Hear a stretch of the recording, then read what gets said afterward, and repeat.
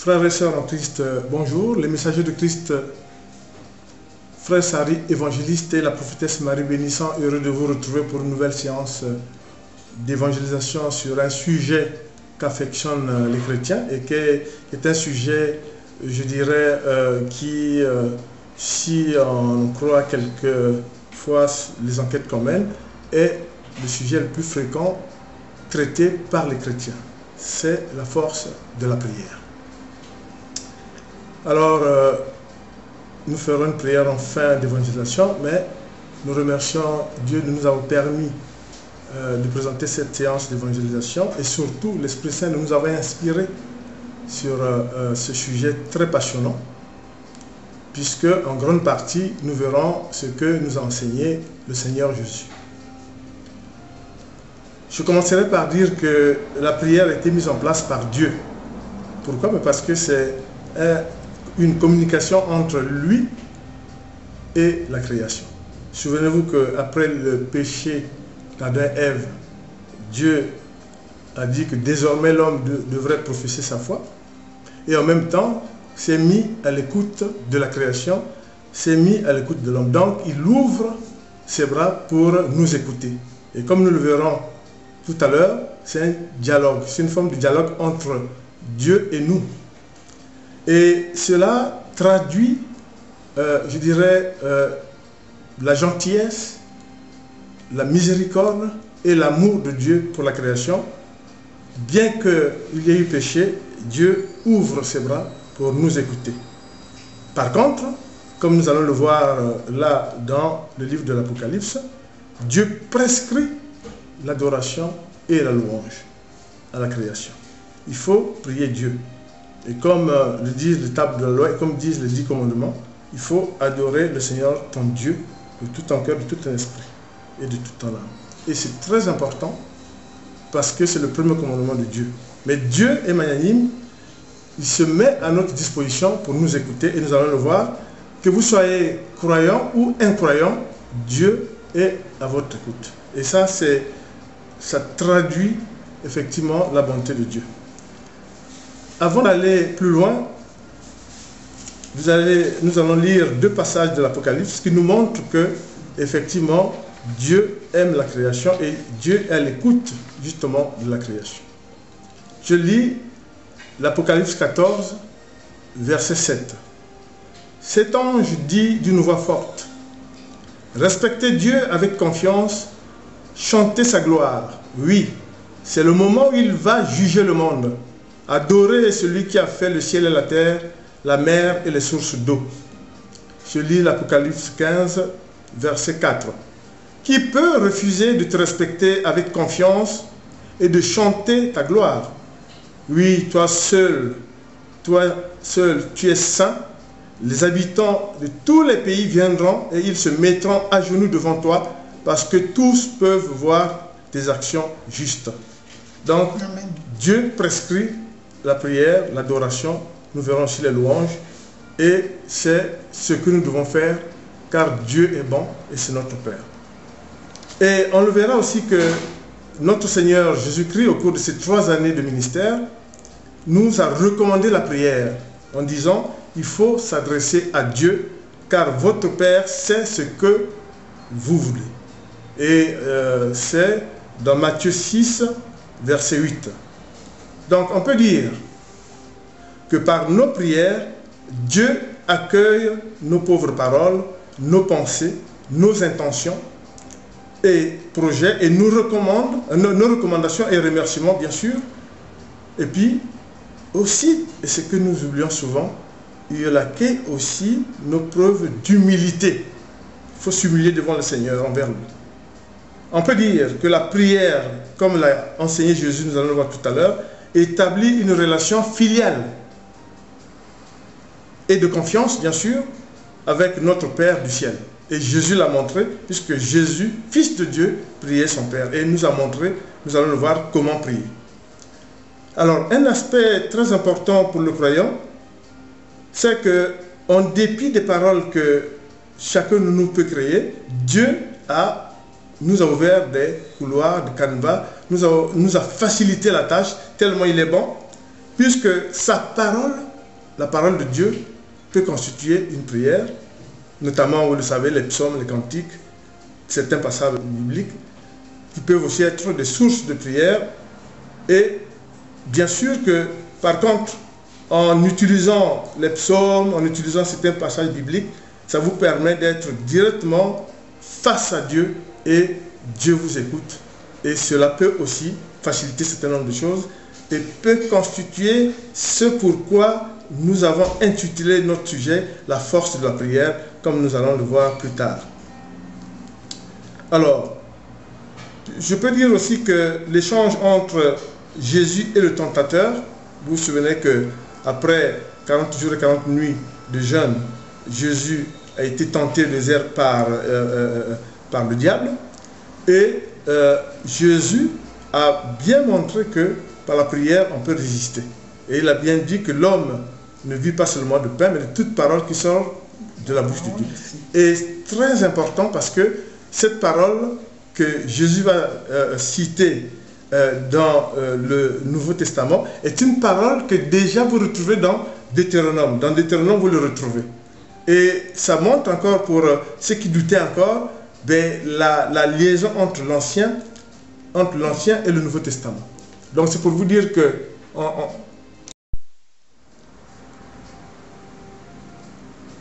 comme vous le voyez, cette réponse de Jésus au tentateur montre très bien effectivement la relation ou les rapports entre l'Ancien et le Nouveau Testament. Et surtout, Jésus qui est Dieu, dans le Nouveau Testament, évoque une parole qui existe dans l'Ancien. Grande est la puissance de l'Éternel.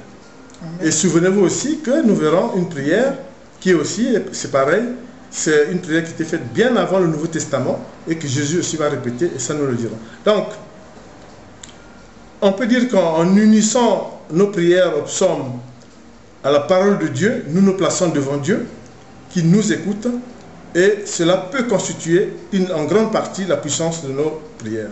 Donc on peut dire que la prière est bien sûr un dialogue intime, intense et direct avec le Créateur, qui lui manifeste envers nous sa miséricorde, puisqu'il est à l'écoute de la création. Face aux défis de l'humanité et de nos sociétés, le croyant et surtout les chrétiens, nous pensons que la prière est la bienvenue, notamment pour tout temps garder en éveil notre esprit, nos contacts, notre chaleur envers l'amour de Dieu, envers le Seigneur, envers la Trinité Sainte.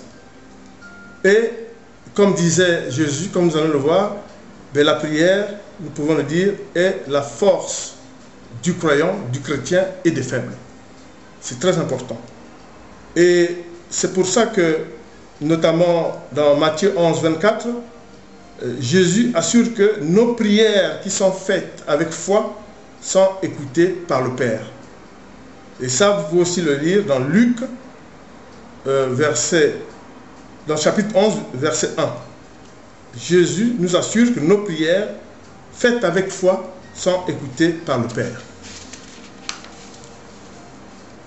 Alors, nous en arrivons au fait que cette force, cette richesse du croyant, même du non-croyant qu'est la prière, mais on peut se poser la question pourquoi prier. Jésus nous apprend dans Luc 11, verset 1, que Dieu est un bon Père, qui écoute tous ceux qui se tournent vers lui avec foi.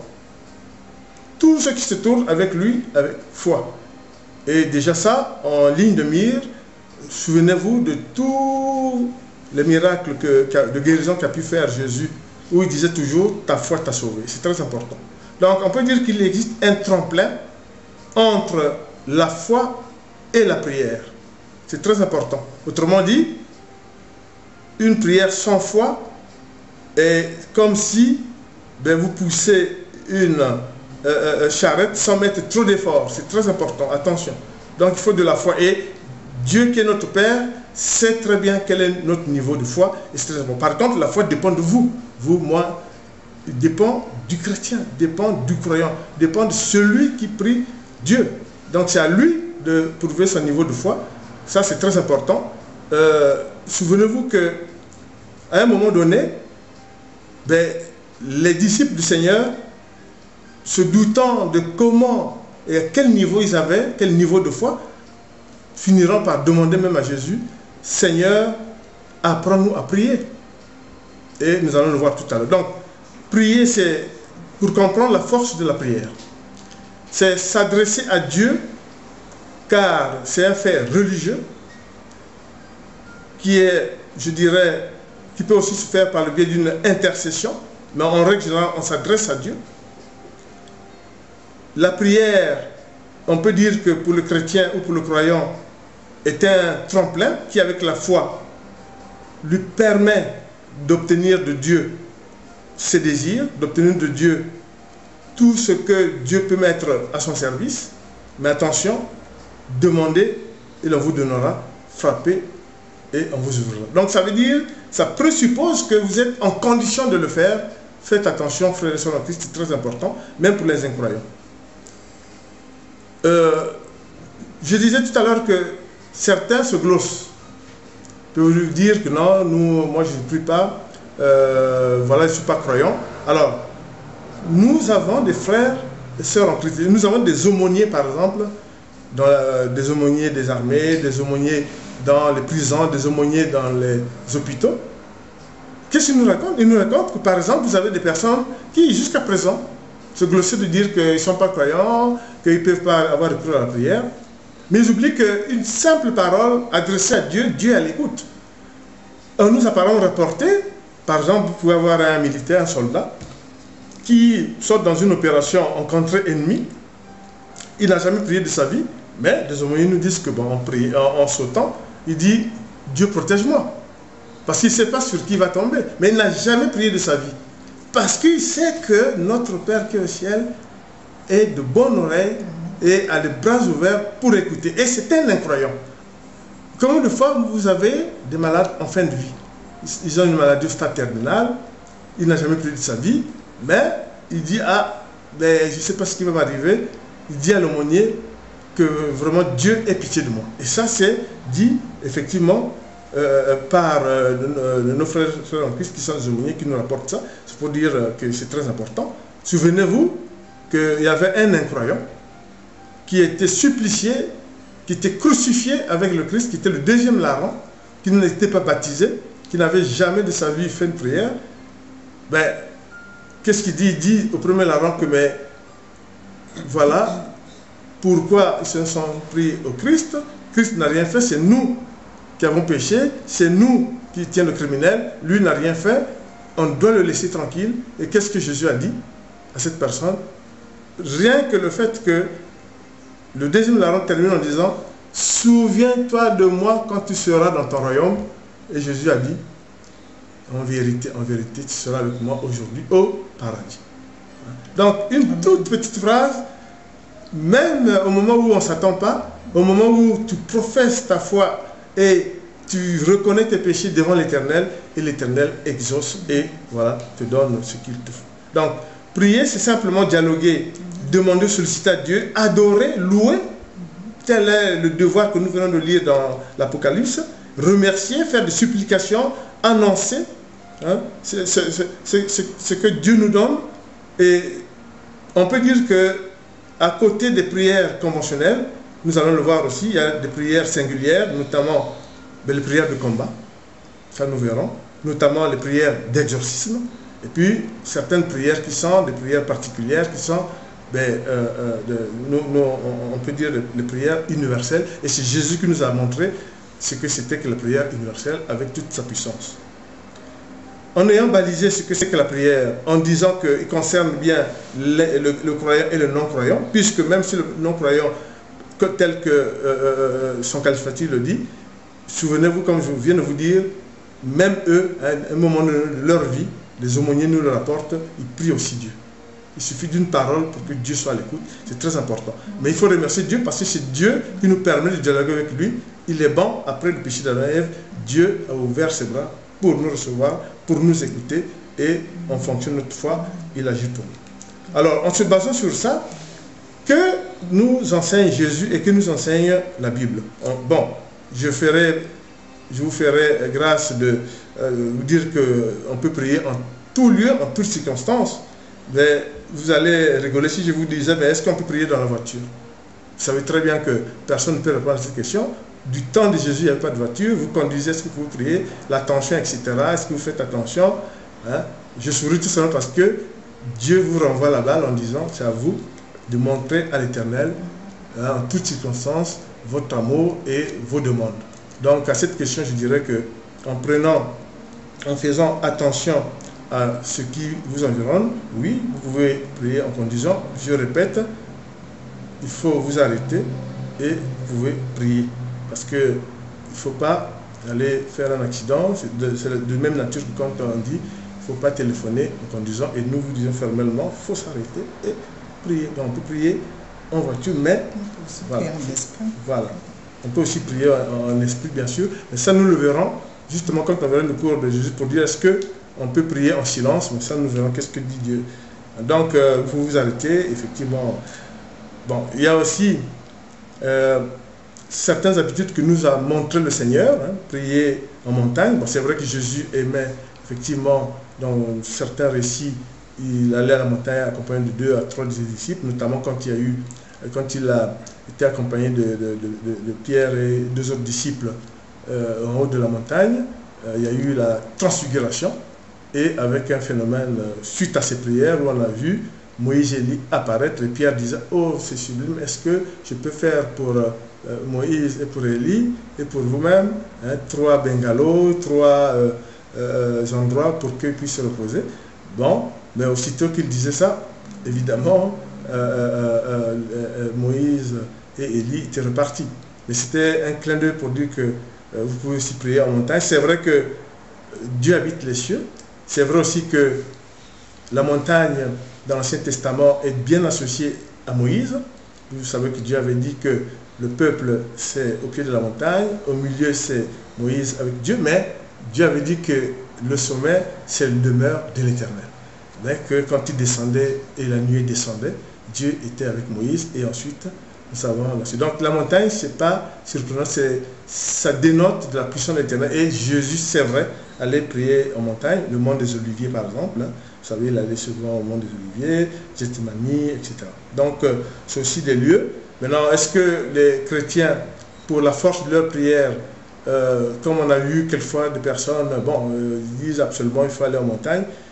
Nous vous rapportons tel que nous le connaissons en tant que serviteur de Dieu, ce que Jésus a fait. Oui, c'est vrai, il priait en montagne, dans l'esprit où, c'est vrai qu'on est un peu loin des tumultes de la vie et on peut très bien s'adresser à l'Éternel, même si on peut s'adresser à l'Éternel partout, puisque Dieu voit tout, il est partout.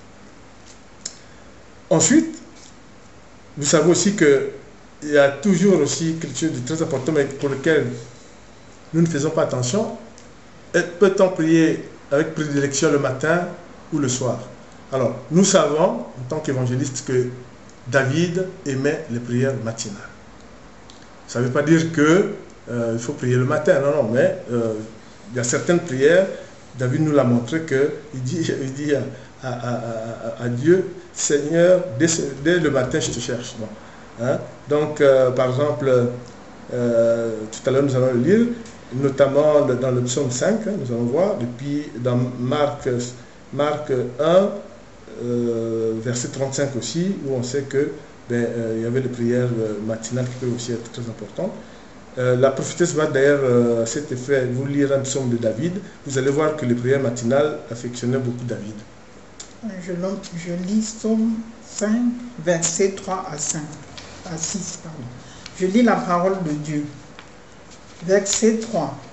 Mon Dieu et mon roi, sois attentif quand je fais appel à toi. Seigneur, c'est toi que je prie. Verset 4. Le matin, tu entends ma voix. Le matin, je me prépare pour toi et j'attends. Verset 5. Je ne suis pas coupable, mais il arrive en courant et se prépare à m'attaquer. Réveille-toi, viens à ma rencontre et regarde. Verset 6. Toi, Seigneur, Dieu de l'univers, Dieu d'Israël, réveille-toi pour punir tous ces peuples. Sois sans pitié pour tous ces traîtres. Voilà. Amen. Voilà. Donc David, c'est vrai, comme certains le psaumes, mais la plupart, on sait que David, il avait de l'énergie, il priait souvent le matin. Là, on vous a pris une prière type pour que vous sachiez que oui, il y a aussi des prières qui sont très, je dirais, prisées par les chrétiens. Bien sûr que, est-ce qu'il y a un bénéfice particulier? C'est à l'Éternel de répondre à cette question, mais par l'Esprit Saint de ce que je peux vous dire, c'est cet esprit-là. Le Seigneur est mon berger est une prière matinale, mais on peut très bien la réciter. Pourquoi? Parce que, voilà, le Seigneur est mon berger. Le berger, souvent, c'est le matin qu'il avec voilà, son troupeau, et il les mène paître, etc. Donc, voilà. Ensuite, il y a des prières du soir aussi. Une des images que le chrétien doit retenir et que j'aime bien, c'est l'invitation des disciples d'Emmaüs à Jésus. C'est ça, classique prière du soir. Hein, vous vous souvenez qu'ils partaient, Jésus était encore invisible, mais les suivait, et puis ensuite, quand il s'est rendu visible à eux, ben, ils l'ont invité. C'est pour ça que dans Luc, je ne ferai pas la lecture, mais dans Luc 24, versets 29 à 30, vous lirez l'invitation des disciples d'Emmaüs à Jésus, qui va finir même par partager un repas, hein, notamment avec eux, etc. Donc c'est très important. Vous avez encore de prière du matin. Il y a une image biblique qui est vraiment sublimante, c'est la prière ou le cantique de Siméon. Le vieux Siméon, ayant vu l'enfant Jésus dans le temple, va faire le cantique, vous connaissez le cantique de Siméon, dans Luc 2, verset 29 à 32, en disant: maintenant que j'ai vu la lumière du monde, je peux m'en aller en toute tranquillité. Donc le soir de sa vie, le crépuscule de sa vie. Et on peut dire que prière de soirée, certains chrétiens aussi prient par ce cantique. Puis bien sûr, il y a des prières que vous-même vous faites, des prières de demande, vous-même vous faites à l'endroit du Seigneur. Prière de soir, c'est bien important. Le psaume 123, par exemple, hein, s'abandonner le soir dans les mains de Dieu. Hein, c'est explicitement dit comme ça. Et puis vous avez des prières continues. Alors les prières continues ont été aussi enseignées par Jésus. Souvent ce que les gens oublient. Jésus nous a enseigné, bon, nous, il y a vraiment beaucoup d'oubli de ce que Jésus nous a enseigné en matière de prière. C'est Jésus dans Luc 18. Dans Luc chapitre 18, verset 1, vous avez les prières en continu de Jésus. Lisez, vous allez voir, et c'est très important. Ensuite, ce qui est aussi sûr, c'est que nous allons voir tout à l'heure, il faut en fait prier sans tapage. Pourquoi? Parce que on pense qu'il ne faut pas déconcentrer le chrétien continu.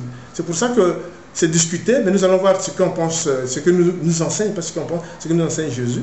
Donc sans tapage ou bruyant, qui peut entraîner de la dispersion, le manque de concentration. S'il y a un manque de concentration, votre prière ne sera pas exaucée, parce que vous priez alors que vous êtes distrait, ce n'est pas possible. L'Éternel voit tout. Mais ça ne veut pas dire que quand on dit qu'on prie sans tapage, on ne peut pas avoir de prières chantées. Ben, la plupart des cantiques de David, ben, il les chantait, c'est pour ça que vous voyez quelquefois c'est chant, etc. Voilà. Donc vous pouvez chanter, mais sans tapage, c'est très important, parce qu'il ne faut pas se déconcentrer. Voilà. J'ai déjà dit que dans certains cas où vous n'allez pas vous concentrer, c'est notamment par exemple en conduisant. Il ne faut pas prier en conduisant. Ça, je vous le déconseille, et je pense que ceux qui suivent aussi sont en droit de dire, un, ça vous déconcentre, deux, ça vous entraîne un danger, et puis attention, vous êtes passible d'une, voilà, par les forces de l'ordre, c'est au même titre que le téléphone, etc. Mais c'est à vous de juger, vous arrêtez, et voilà, et vous priez l'Éternel, c'est très bien. Voilà. Alors, il y a aussi un aspect, toujours dans cette force de prière, et ça aussi c'est Jésus qui l'a montré, parce qu'aujourd'hui nous allons vraiment parler de cette façon de faire que beaucoup de serviteurs de Dieu, beaucoup de chrétiens oublient, c'est la participation de Jésus à l'enseignement pour la prière, et c'est ce que font vos messagers aujourd'hui. Peut-on prier en mangeant? Bon, ça, Jésus l'a répondu oui. Paul l'a répondu oui. Notamment, bon, les exemples sont là. Jésus, lors de la multiplication de 7 pains et de 2 poissons, il a prié, et en même temps, ben, on distribuait le pain, et les gens priaient avec Jésus pendant des heures. Hein, donc ça, c'est l'un des exemples bibliques. Il y en a plusieurs comme ça. Hein, donc c'est très important. Paul lui-même aussi a eu à prier en mangeant dans certains récits. Notamment dans première épître des Corinthiens, chapitre 10, versets 30 à 31, où ils remerciaient l'Éternel tout en mangeant, et ils étaient tous à l'unisson, et ils avaient la grâce de Dieu. C'est très important. Nous, ce qu'on peut dire, c'est que ça permet de ne pas oublier ceux qui souffrent à travers le monde. Très important, une petite prière, c'est là même pour me glisser une prière universelle, que Dieu ait la compassion, afin que, à travers le monde, ceux qui n'ont pas comme nous, qui sont en train de manger, une possibilité de manger, que ceux-là aussi mangent. Pensez-y, frères et sœurs en Christ, oui, vous pouvez aussi prier en mangeant, et c'est très important, ça montre qu'aux yeux de l'Éternel, vous pensez aux autres. Et puis les gens me disent souvent, mais dans la gestuelle, et peu de vidéos et peu d'enseignements parlent de la gestuelle dans les prières. Bon, est-ce que c'est important ou pas? Je vous dis, à mon sens, selon ce que l'inspiration de l'Esprit Saint, oui, la gestuelle compte. On sait par exemple que quand vous levez les deux mains avec les yeux au ciel, c'est l'exaltation de la puissance de Dieu. Et Paul le faisait. Hein? Ça, vous pouvez le voir dans la première épître de Timothée, chapitre 2, verset 8. Paul, les mains levées, exalté dans sa prière, le Seigneur. Et cette prière, vous verrez que il suffit de lever les mains, vous allez voir, vous avez un peu plus de tonus. Le cerveau est enrichi de sang. Voilà. Donc c'est très important. Les gens, c'est vrai qu'on n'y pense pas. Mais je vous dis, première épître de Timothée, chapitre 2, verset 8, Paul prie, les mains levées, exalte le Seigneur. Hein? Souvenez-vous. Donc ça, c'est très important. La plupart des prières, nous, quand on était un peu plus jeunes, c'est vrai qu'il y avait les prières à genoux, etc. Maintenant, les gens prient dans la plupart du temps debout, voire assis, pas couché, parce que la version couchée, c'est quand, sauf si vous êtes malade ou d'un âge avancé, en fin de vie, etc. Sinon, assis ou debout, c'est très important. Il y a aussi, ce qu'on a oublié, c'est que Jésus aussi montrait, et Paul l'a montré aussi, c'est la prière à genoux. Alors, il y a une image que Dieu nous montre dans les Écritures, c'est que la position à genoux est une position quand vous subissez un châtiment et que vous vous mettez à genoux, vous priez Dieu, Dieu vous donne la capacité de résister au châtiment. Et l'exemple que Dieu nous donne, c'est dans l'Acte des Apôtres 7, verset 60, c'est la lapidation d'Étienne. Vous avez lu l'histoire d'Étienne, il a été lapidé. Le dernier acte, quand vous le lisez, donc le verset 60, que l'Étienne, quand ils sont en train de le lapider, il voit le lapideur, il se met à genoux et il regarde le ciel, il dit, Seigneur, pourtant en train de le lapider, il est à genoux, il dit, Seigneur, Seigneur, voilà, je vais vous rejoindre. Donc la position à genoux aussi, c'est une position d'humilité, mais comme je vous dis, bon, on ne dit pas que vous allez souffrir de châtiments, tout ça. C'est pour vous dire simplement que le chrétien a une panoplie de gestuels qui ont des explications. Et là, souvenez-vous de la position à genoux de l'Étienne lors de sa lapidation, acte 7, verset 60. Et puis, toujours dans cette position, il y a l'apôtre Paul aussi dans l'acte des apôtres 20, chapitre 36 à 37, il va montrer l'exemple. Hein? Christ a montré l'exemple, c'est Paul qui nous le dit, il nous a montré que la position à genoux, c'est très important. Jésus, Dieu, priait à genoux, c'est très important. Il a aussi prié à genoux, notamment au mont des Oliviers, hein, dans Luc 22, versets 40 à 41. Vous avez bien vu que dans chaque fois, j'insiste sur le plus que ça peut apporter. Le plus que ça peut apporter, c'est très important. Alors, il y a une position que je suis sûr et certain qu'aucun d'entre vous ne le fait. C'est prosterner ou, je peux dire, vous vous jetez par terre. Et Jésus nous l'a enseigné à Gethsémani. C'est, pardon? Beaucoup de serviteurs qui le font. Voilà, beaucoup de serviteurs aussi le font. C'est vraiment un geste d'humilité devant l'Éternel qui nous l'a enseigné Jésus. Hein, à Gethsémani, Marc 14, Matthieu 14, 33 à 35. Et Jésus, donc, il va donc se prosterner à terre. Et c'est une des positions aussi d'humilité envers le Seigneur. Et Dieu nous l'enseigne. Vous allez dire, wow, c'est la même prière. Si Jésus se jette par terre pour prier l'Éternel, nous le montre, parce que lui, il le fait pour nous montrer. Qu'est-ce que ça veut dire? C'est très bien. Vous avez fait quelque chose qui va un peu à l'encontre de ce que Dieu souhaite, que Dieu veut, bon, Dieu vous dit, il faut que vous confessiez, etc. Vous voulez demander pardon, vous prenez cette position devant Dieu. C'est une position de force, la force de la prière, bien sûr. On peut dire que la prière aussi, dans la vie spirituelle, mais dans le mode d'expression, vous avez différents types de prières. Et souvent, le chrétien oublie. Il est évident que ce que nous, directement, nous faisons en direct, c'est aussi des prières qui valent, des prières de demande, etc. Mais attention, il y a des prières bibliques consacrées. Soit consacrées de par leur forme, soit ce que vous inventez, que vous faites inclure dans la forme. Donc vous avez les doxologies, bon ça c'est généralement dans les assemblées, les cantiques dans les assemblées. J'avais dit que les textes bibliques que vous pouvez prendre aussi peuvent constituer des prières. Vous avez les prières de demande, les prières d'intercession, les prières de guérison, les prières d'action de grâce. Alors, l'action de grâce est souvent associée aux prières de louange. Et puis vous avez l'adoration. Et nous allons voir d'où vient la force de la prière. Et nous allons voir tout à l'heure. On a parlé de prières singulières, prières de combat, d'exorcisme, de prières universelles. Attention, ce qui est aussi très important, c'est que dans les prières, par exemple, d'exorcisme ou de combat, c'est pas des prières en contact avec Dieu. Faites très attention parce que souvent, vous pouvez avoir des serviteurs de Dieu qui excellent dans ça. C'est très bien aussi, c'est ce que... Mais il faut savoir que vous vous adressez à des forces que vous combattez, etc.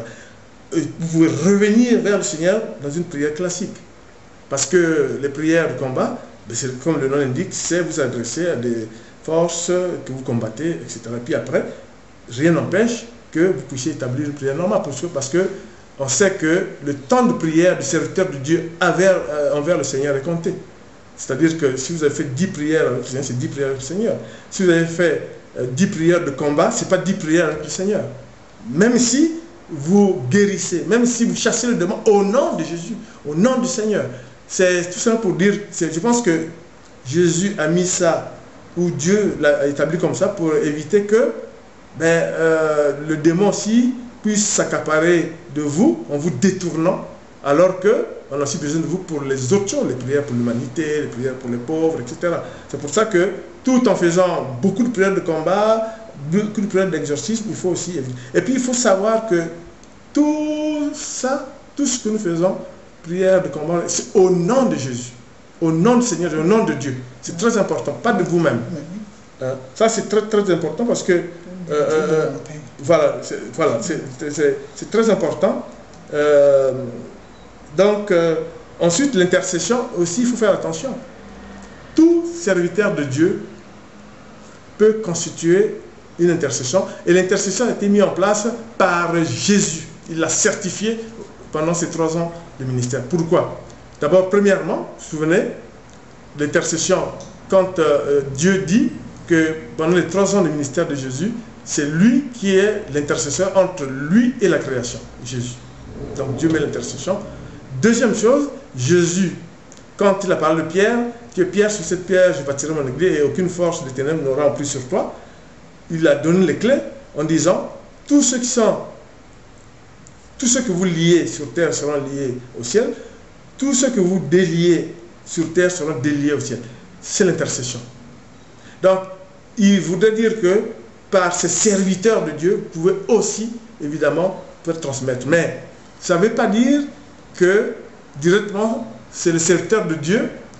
Si vous priez l'apôtre Pierre, c'est directement l'apôtre Pierre qui vous... Donc, vous priez parce que l'exemplarité de l'apôtre Pierre et que Dieu a mis comme intercesseur pour vous, votre prière lui parvient, c'est très bien.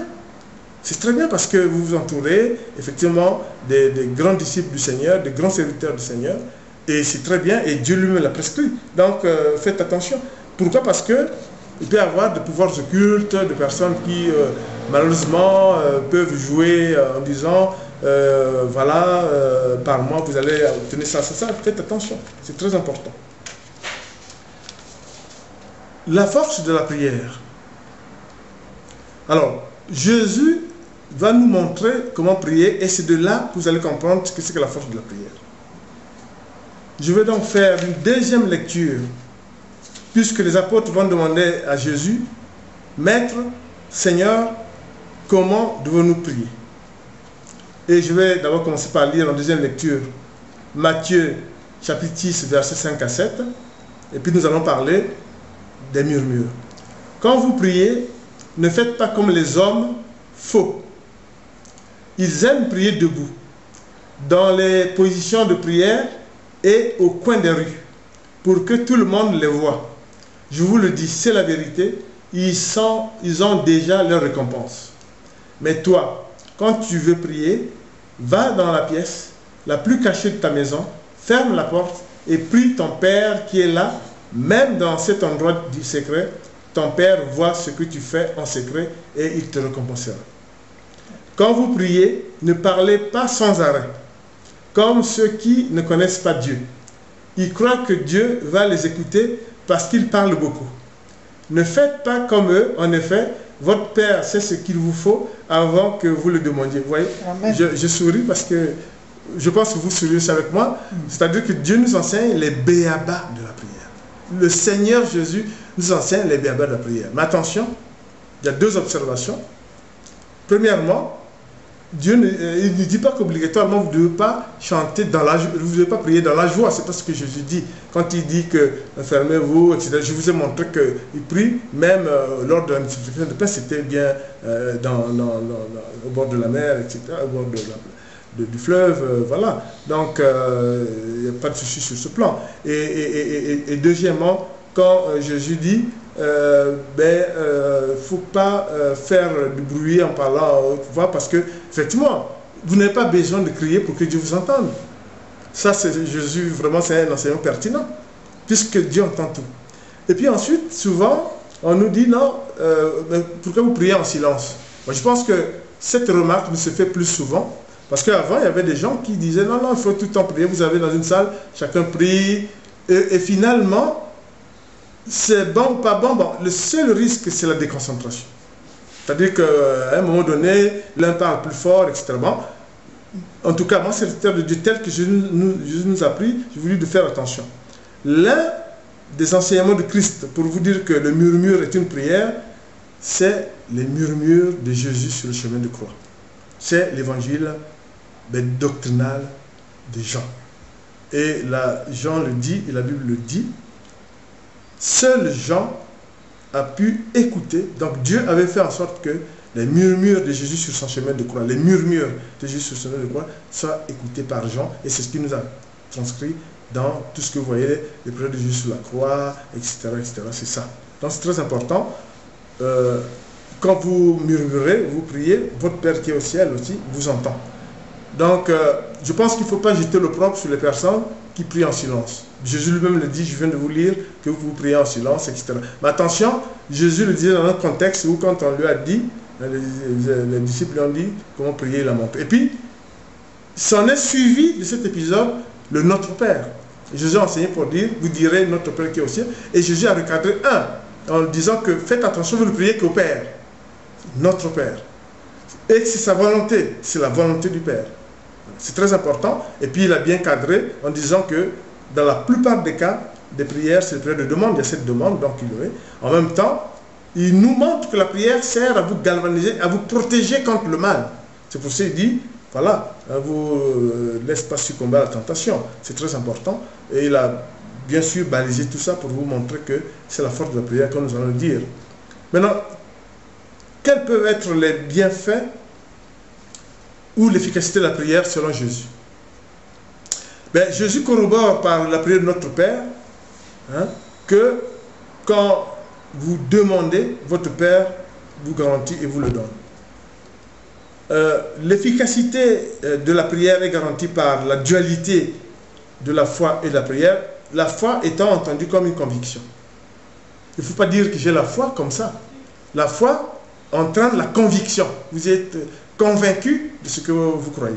C'est très important. Et vous ne pouvez pas mentir à Dieu. C'est très important. Si vous prenez quelqu'un qui vient de voler comme ça, il dit ah non, non, non, mais Dieu protège-moi. C'est pas ça. Dieu ne va pas vous protéger. Vous venez de voler, vous dites Dieu protège-moi. Qu'est-ce que ça veut dire? C'est une prière qui rime à rien. Il n'y a pas de conviction. Il faut prier avec conviction, et c'est Jésus qui nous l'enseigne, c'est très important. Vous trouvez cela dans la dualité foi et prière dans Matthieu 7, versets 7 à 9. Aussi, dans Marc, comme nous allons le voir tout à l'heure, dans Marc, Jésus nous fait un enseignement magistral qui montre la force de la prière qui est dans la conviction et dans la dualité foi et prière. À 2 reprises, donc dans le paragraphe sur le figuier maudit. Et puis, nous allons voir aussi que l'apôtre Paul va aussi nous montrer que chaque fois que le chrétien se rattache aux enseignements de Christ, il prie avec conviction. Et c'est très important pour garantir l'efficacité de la prière. Et c'est dans ce sens que la prophétesse va justement vous montrer, par sa lecture-là, que Jésus insiste sur la dualité foi et prière. C'est très important. Donc c'est la deuxième lecture. Matthieu 11, versets 22 à 24. Marc. Hein? Marc. C'est Marc. Marc 11, versets 22-24. Alors Jésus dit à ses disciples, croyez en Dieu, supposons ceci. Quelqu'un dit à cette montagne, va-t'en et jette-toi dans la mer. Je vous le dis, c'est la vérité. Si cette personne n'hésite pas dans son cœur, mais elle croit et que sa parole va se réaliser, alors Dieu le réalisera. Verset 24. C'est pourquoi je vous le dis, quand vous priez pour demander quelque chose, croyez que vous l'avez reçu et Dieu vous le donnera. Deuxième lecture, c'est Philippiens 4, versets 6 à 7. Verset 6. Ne soyez inquiets de rien, mais demandez toujours à Dieu ce qu'il vous faut. Et quand vous priez, faites vos demandes avec un cœur reconnaissant. Verset 7. Ainsi, la paix de Dieu, qui dépasse tout ce que nous pouvons comprendre, gardera vos cœurs et vos pensées unis en Jésus, en Christ Jésus. Amen. Amen. Voilà. Donc, il faut la force de la conviction. Et c'est pour ça que Jésus insiste sur le fait que la préoccupation première du chrétien, c'est croire en ce qu'il est en train de demander. Donc, sinon, rien ne s'y fait, c'est très important. Et il y a une parabole que le chrétien a oubliée, mais que nous, serviteurs de Dieu, sous l'inspiration de l'Esprit Saint, nous vous le donnons, et qui cadre bien avec la prière, c'est l'enseignement de Christ, c'est la parabole du juge unique. Vous verrez qu'il y avait un juge unique et il y avait aussi en même temps une dame qui était tout le temps en train de chercher à ce que son problème soit réglé par ce juge. Il ne voulait jamais le recevoir. Et un jour, il le reçoit, mais il ne le reçoit pas pour vraiment faire son travail, il le reçoit pour dire qu'elle ne m'emmerde plus. Mais Jésus prend cette parole pour dire que autant que faire se peut, Dieu, vous pouvez tout faire, il vous sera à votre écoute, pas comme le juge unique, mais c'est pour vous recevoir, écouter vos prières et les résoudre votre demande. C'est très important. Lisez, donc justement, je vais lire moi en troisième lecture le Luc 18, chapitre 1, verset 6 à 7. C'est très important. Jésus raconte une histoire aux disciples pour leur montrer ceci. Il faut toujours prier et ne pas se décourager. Il leur dit, dans une ville, il y a un juge. Il ne respecte pas Dieu. Il se moque des gens. Le Seigneur ajoute concernant ce juge, écoutez bien ce qu'il dit, ce mauvais juge. Eh bien, est-ce que Dieu ne va pas faire justice à ses amis qui crient vers lui jour et nuit? Est-ce qu'il les fait attendre?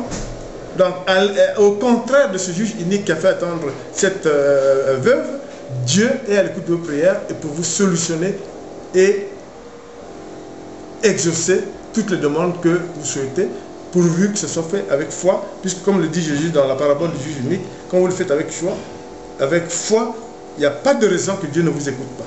Lisez la parabole, c'est très riche d'enseignements, cette parabole du juge unique, vous allez voir. Donc, les prières fortes ou emblématiques, nous allons donc entamer deux types de prières, donc, comme je disais, qui sont des prières que Dieu a mis en place pour que l'homme adore, pour que l'homme chante sa louange, à tel point que Jésus va fustiger justement le fait que certaines villes ne chantent pas la louange, ne fassent pas de l'adoration au Seigneur.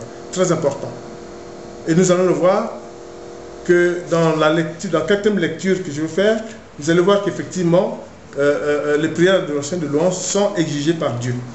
Et que c'est pour cette raison, Jésus va fustiger certaines villes qui ne vont pas faire le jeu, et notamment Capharnaüm, etc. Donc je vais faire en quatrième lecture Matthieu 11, versets 20 à 23, et puis Romains 14, 11. Alors Jésus se met à faire des reproches aux villes où il a accompli la plupart de ses miracles. En effet, les habitants n'ont pas changé leur vie. Alors, il dit, et toi, ville de Capharnaüm, est-ce que Dieu te fera monter jusqu'au ciel? Au contraire, il te fera descendre chez les morts. C'est chez toi que Dieu a fait de grandes choses et non à Sodome. S'il avait fait ces choses-là à Sodome, cette ville existerait encore aujourd'hui. Donc les villes qui ne voulaient pas adorer. Et dans Romains 14, verset 11, dans les livres saints, on lit, moi le Seigneur vivant, je le jure, tous les êtres humains se mettront à genoux devant moi et tous me rendront gloire. C'est pour ça qu'en parlant des prières d'adoration, on peut dire que l'adoration est un devoir du chrétien ou du croyant et qu'elle est due à Dieu seul, comme le dit le premier commandement. Et Jésus le affirme à Satan dans le désert, tu n'obéiras qu'à Dieu, on n'adorera qu'un seul Dieu. C'est très important. C'est un devoir instauré par Dieu lui-même qui est dû à Dieu. Tout genou fléchit devant Dieu. C'est l'adoration. Mais il y a les prières de louange. Louer Dieu pour ses bienfaits, pour ses actions de grâce. Avec la louange, on célèbre la splendeur de Dieu. En priant, on s'efface soi-même. On s'efface soi-même devant l'Éternel qui seul est présent à mes côtés. Pour les bienfaits reçus, souvent associés à l'action de grâce. La louange est l'expression de la foi et de l'allégresse du croyant. Moi j'aime bien cette formule. Dieu lui-même est dans l'allégresse avec la création. Dit Dieu dans Sophonie et dans le cantique de l'allégresse. Elle surabonde dans les psaumes. Et David louait Dieu énormément. C'est très important.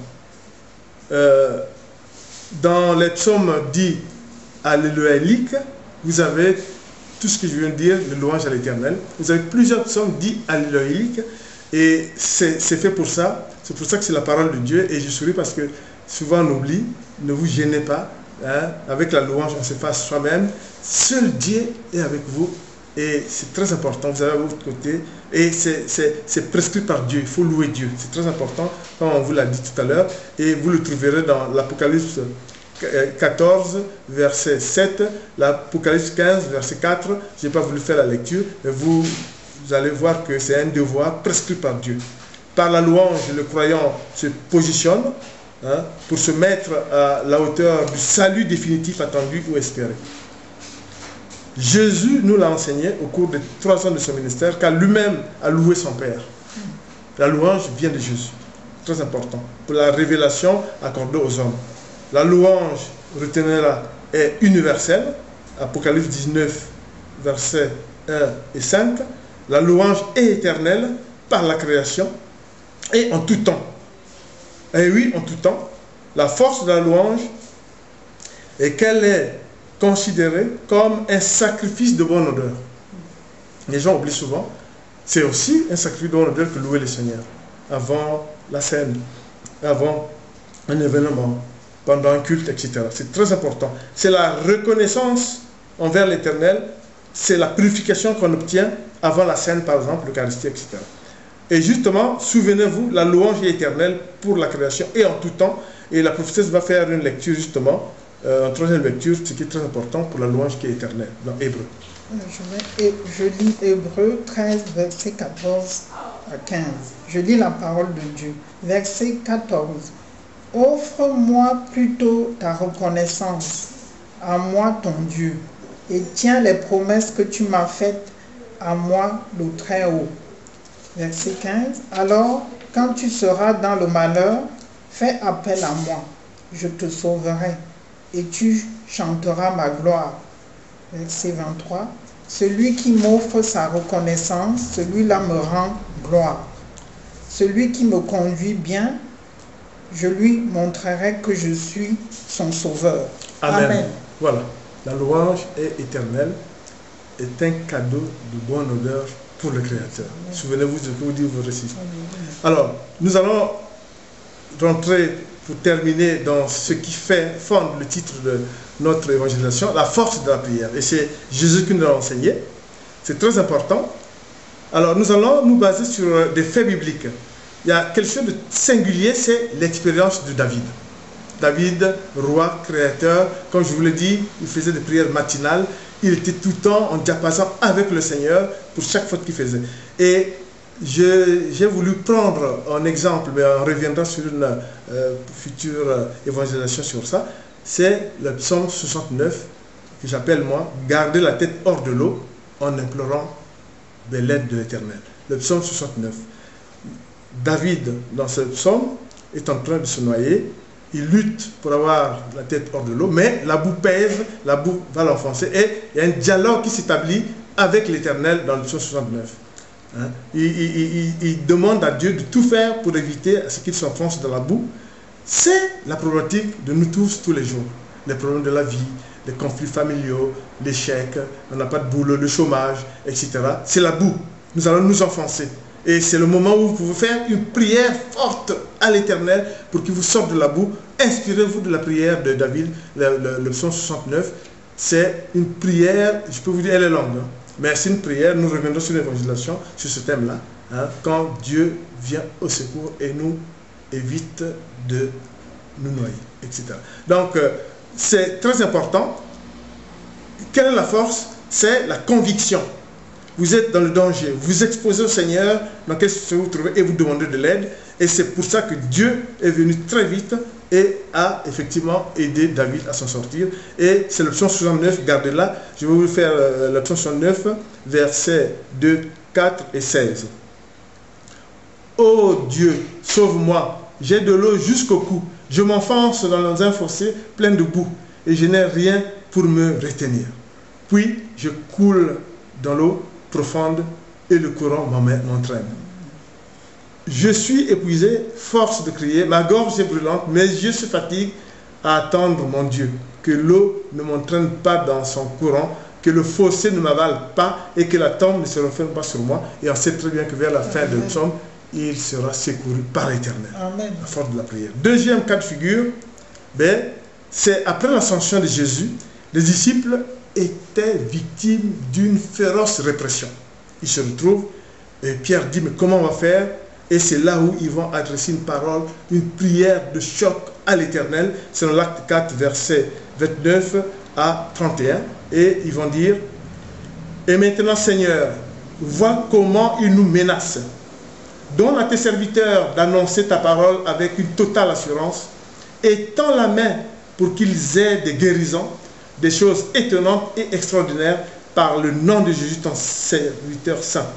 Et quand ils ont fini de prier, l'endroit où ils se sont réunis se mit à trembler. Ils sont remplis tous de l'Esprit Saint et ils annoncent la parole de Dieu avec assurance. Amen. Voilà la force de la prière, la conviction où vous exposez tout à Dieu.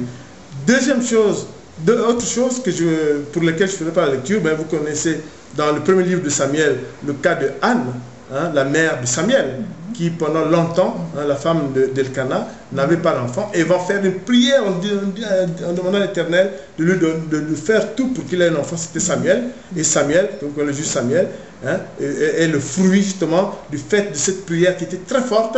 Je vous invite à aller lire le premier livre de Samuel, chapitre 1, verset 11. Vous allez voir la puissance de l'Éternel, la force de la prière et finalement l'arrivée du juge Samuel.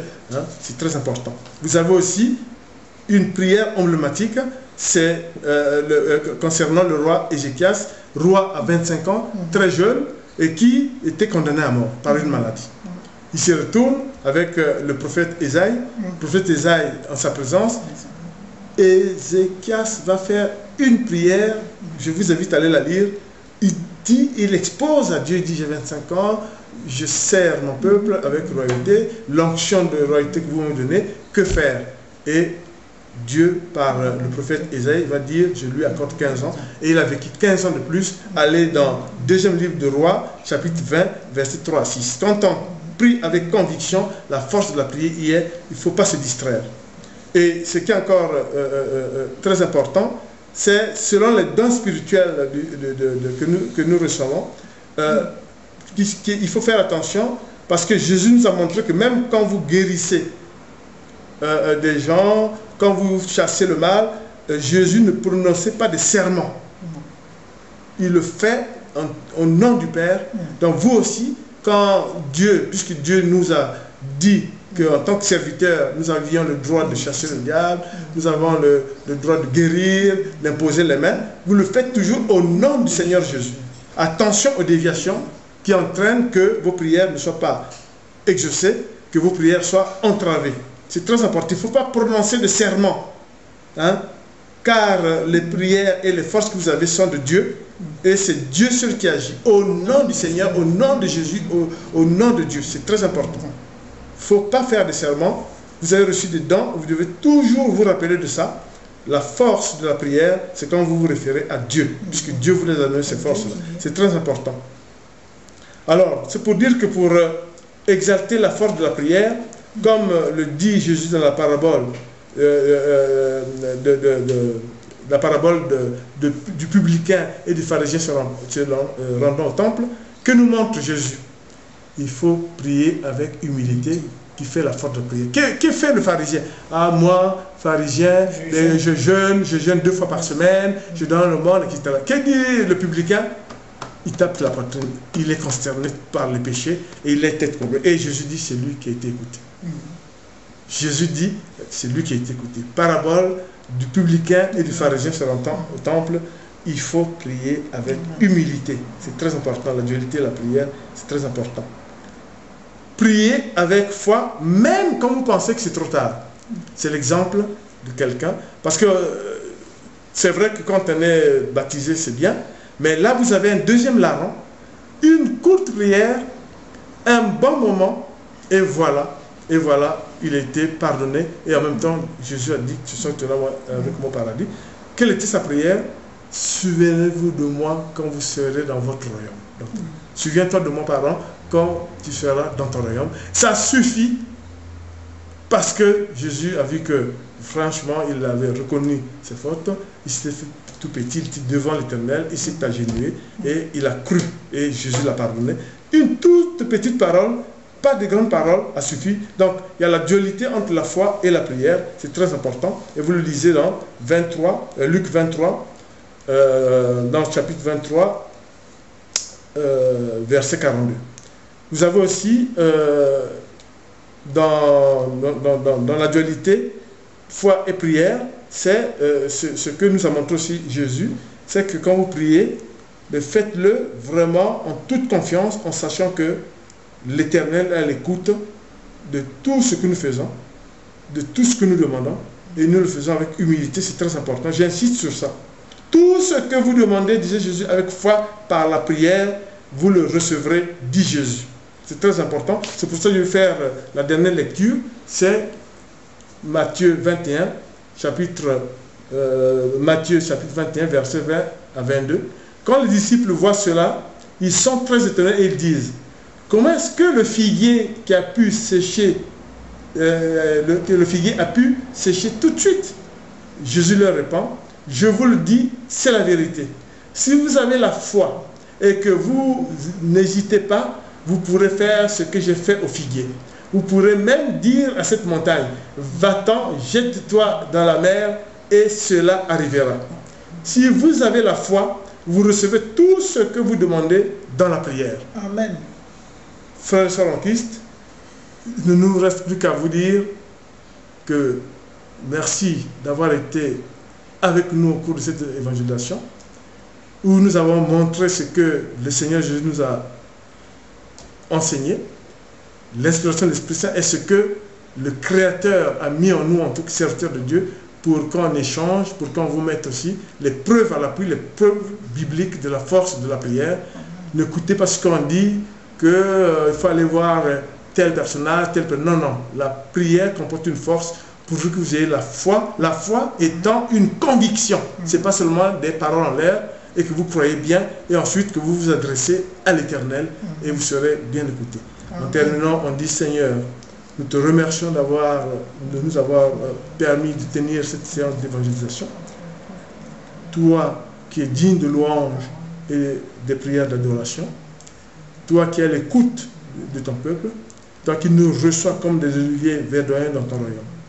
Envoie du haut du ciel l'Esprit Saint, qui son étincelle en nous puisse nous protéger, nous conduire, car comme tu as dit, tu es notre berger, nous ne manquons de rien, et même devant les tumultes de nos vies, tu es avec nous et nous ne craignons rien. Seigneur, nous te remercions de tout ce que tu fais pour ton peuple. Merci. Abba, Pierre, merci. Béni soit l'Éternel. Amen. Amen.